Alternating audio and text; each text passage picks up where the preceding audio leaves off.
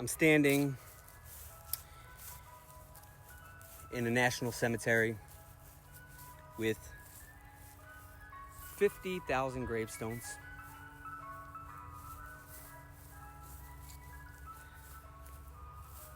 Now, as I've talked about, this is Gaza all week for me. And before we get into the headlines, we're going to do the receipts. We're going to talk about who lived here, how long they've lived here, and what happened in 1948, and why the Palestinians are living with a generational wealth gap and a confinement that's not an accident, currently facing extinction. See, Gaza isn't new. People lived here for thousands of years. Egyptians, Assyrians, Babylonians, Persians, Greeks, Romans, Byzantines, the Islamic caliphates, Crusaders, the Ottoman Empire. Alexander the Great actually besieged Gaza in 332 BCE. Now, after the revolt in the 2nd century CE, the Romans renamed Judea as Syria Palestina. That's where the word Palestine comes from. Ancient Philistines, now, they aren't modern Palestinians. Palestinians are an Arabic-speaking local group of people whose communities evolved over centuries in that land. Now, if we fast forward out, we see that the Ottomans, well, they ruled Gaza from the 1500s until about World War I, when the British took over after the fall of the Ottoman Empire. And they took over under the Mandate. The Mandate was a way to control that. British consensuses in 1922 and 1931 show Palestine overwhelmingly Arab, about 75% Muslim, 10% Jewish, 10% Christian. So, when people act like Palestinians just showed up yesterday, well, it's just not historically accurate. Communities were there for generations. Farmers, shopkeepers, families rooted in that land. Families eating meals together. In 1947, the UN votes on partition. The idea was simple: 2 states, one Jewish, one Arab. The Jewish leadership accepts the deal quickly. The Arab leadership rejects it. They said that the plan gave the Jewish minority most of the fertile land. Then came war. In 1948, Israel declared independence. The Arab states invaded. And what followed is called 2 different things depending on what side of history you're on. Israel, for them, it's the War of Independence. For Palestinians, it's the Nakba, the catastrophe. Now, here's the math. Around 700,000 to 750,000 Palestinians, more than half the Arab population, were forced out into exile to walk away from their homeland. Over 400 villages were depopulated or destroyed. Some fled under fire. Some were expelled.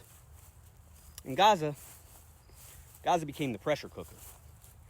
Families who owned land, orchards, homes, reduced overnight to tents and food rations. Immigrants in their own land. The UN built a new agency, UNRWA, the United Nations Relief and Works Agency, to feed and house the displaced. Now, to this day, about 2/3 of all Gazan residents are registered refugees. I guess you could say the exile worked in the sense that land was cleared. But it didn't erase the people, and it didn't erase its culture. Gaza is the living memory of that displacement, bottled up in 25 miles. Now, before we move forward, we need to stop and explain a word that you've probably heard a lot of times, but it's rarely actually understood. That word is Zionism. Zionism is not Judaism. Judaism is a religion, a faith, prayer, tradition, community. I have Jewish people in my family. That is one of the most beautiful cultures in the world. Zionism is a political movement that started in Europe in the late 1800s. Its central idea was that the Jewish people, after centuries of persecution, and especially after the Holocaust, needed a homeland. And that homeland, well, it should be in historic Palestine due to biblical claims that basically state that it's theirs. Now, you can understand where this comes from, obviously, if you know history. Nazis are bad, clearly. And centuries of pogroms, anti-Semitism, mass murder, that's here. And of course, people want safety, and I think they deserve it. But here's the thing. That safety project was built on somebody else's land. And the political movement of Zionism, well, it's always been about securing and expanding that land, often by force. almost exclusively by force. Today, when you hear about the Israeli government, the Israeli Defense Forces, or settlement expansion, that's Zionism. Zionism in practice. It's not about Jewish faith. It's not about the Torah. It's not about Shabbat or kosher or prayer. It's about a state project backed by political money and military power to control territory. The United States is there strategically. So here in the U.S., groups like AIPAC, another word you've probably heard a lot, they don't lobby on behalf of Judaism. They lobby on behalf of Zionism as a political agenda. Now, that's an important difference and a differentiation that we have to make. So let's be clear. Criticizing Zionism is not the same as hating Jews. I love Jewish people. I abhor Zionism. One is a political ideology and system and institution. The other is a faith practiced by millions of people worldwide, many of whom don't even support Zionism at all, especially as their conscience watches and sees what they see. Here's the humanitarian point. If more people of Jewish faith could maybe separate themselves from the actions of Zionism in their government, maybe it would be easier to recognize the humanitarian crisis and the consequences of this current conflict. That Palestinian children starving in Gaza, they're not your enemies. That the suffering of ordinary families doesn't have to be justified in the name of political survival and power and money. That separation between faith and ideology maybe could be the bridge to a clearer, more humane conversation about what's happening right now. If we can maybe let go of some of it.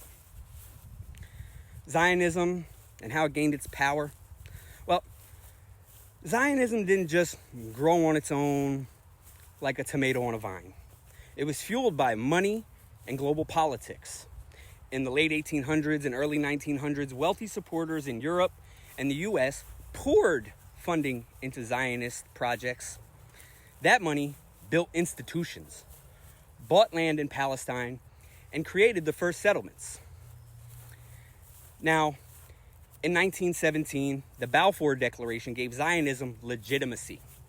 Britain, the empire of the day, like America is now, promised support for a Jewish homeland in Palestine.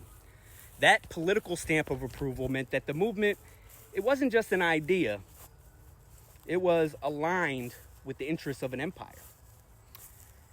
After the Holocaust, support skyrocketed. Western governments saw Zionism as both a humanitarian answer for survivors of the Holocaust and persecution of the Jews, but also a strategic foothold in the Middle East, which gave us an advantage. Billions in aid, weapons, and diplomatic backing flowed into Israel once it was established in 1948. And in large part, that's how Zionism positioned itself, not just as a refuge movement, but as a state project tied to Western interests. Today, that money,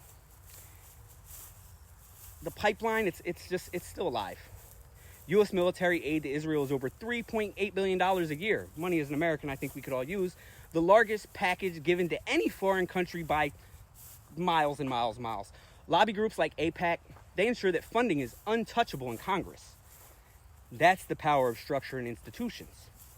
It's also why Zionism today isn't just about a homeland. It's about a state aligned with Western money, Western weapons, bombs often coming directly from the United States, and Western politics that give them those bombs. Palestinians, they're the ones who are paying the price for that alignment. Now, in 1967, during the Six-Day War, Israel occupied Gaza, the West Bank, and East Jerusalem. From that point, the IDF, the Israel Defense Forces, controlled Gaza directly through force. Settlements were built inside Gaza and more aggressively in the West Bank. Settlements are Israeli communities built on occupied land. Every year since 1967, more land gets carved up and carved up. Palestinians get divided into smaller disconnected enclaves, and families fall apart. Communities are destroyed. They're surrounded by settlements, walls, checkpoints, guns, tanks, and drones. By the 1990s, the Oslo Accords, they tried to set up a roadmap. Palestinians get limited self-rule, Israel keeps security control, but settlements didn't stop. In fact, they expanded almost exponentially, with people with biblical claims showing up and taking houses. In 2005, Israel pulled the settlers and the soldiers from Gaza in what was called the disengagement. But don't confuse that with freedom. Those are two very different words. Israel still controlled Gaza's borders, airspace, and coastline at the end of the barrel of a gun. In 2007, Hamas took control of Gaza after a split with Fatah, the Palestinian Authority faction in the West Bank. That triggered a full blockade, land, sea, and air. Now, the blockade means no free movement of people or goods.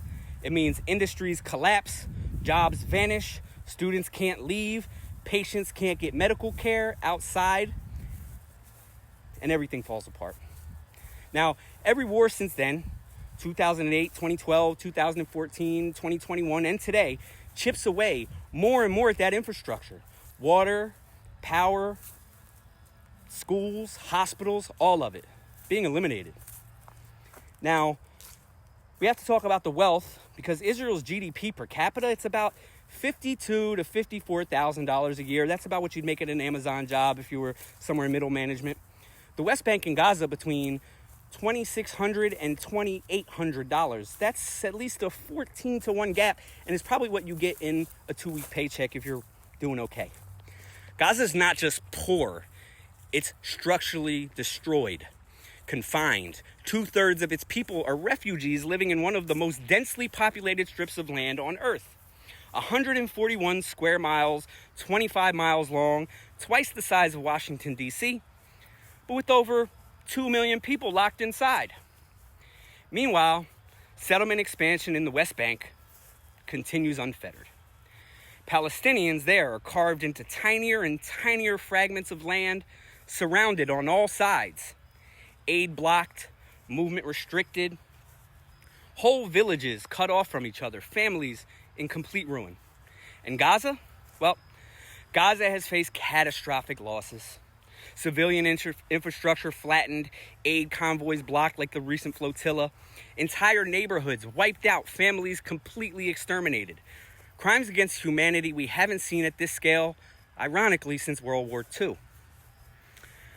Now, the current crisis and where we are right now, well, this isn't about gore. I'm not going to show you a bunch of pictures of people being blown up. You can go find that on TikTok if you want. It's about what's being erased. It's about a culture. It's about a people. Since October 7th, 2023, over 65,000 people have been killed in Gaza and about 167,000 injured. Among the identified dead are at least 18,430 children and over 9,000 women. Numbers that still climb as bodies are recovered and named. And the numbers are probably higher. On August 22nd, 2025, the UN-backed Food Security Monitor confirmed famine in Gaza City and the surrounding governorate, with warnings it could spread south without real access to aid. If you've seen the pictures, it's incredibly disturbing. Children, skin stretched. Now, that's not a headline. That's just children wasting away while trucks sit at closed borders with food being blocked. Now, if you're new to how we got here, Hamas's October 7th massacre killed Israelis wholesale, including 378 people at the Nova Music Festival, and hostages are still at the center of negotiations.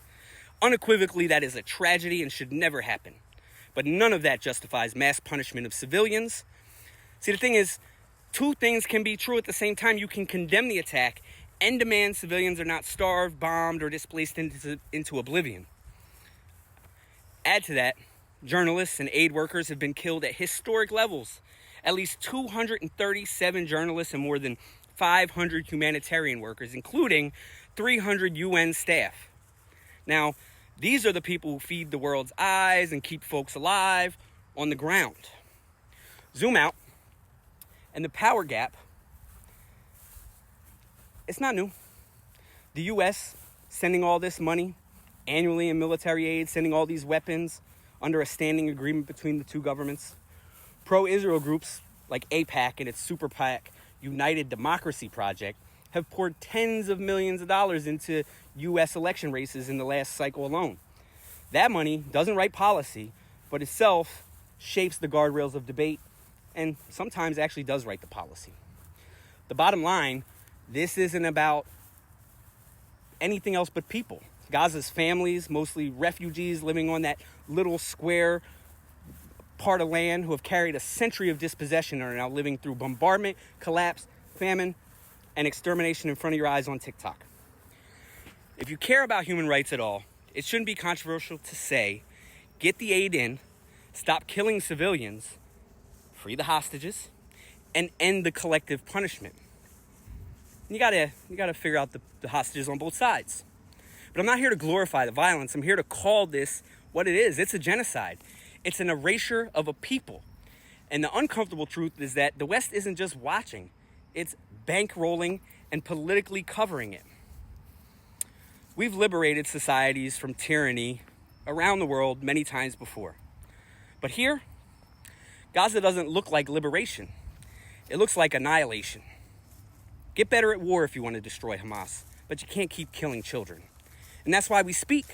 That's why we keep receipts, and that's why this series exists. One basketball for every casualty that has happened in this conflict would fill an Olympic-sized swimming pool. That's how much life has been lost. And if you need more perspective, this cemetery that I've been walking around, it holds over 50,000 graves. But standing here, it feels endless. And it's still Gaza's death toll. It's way higher.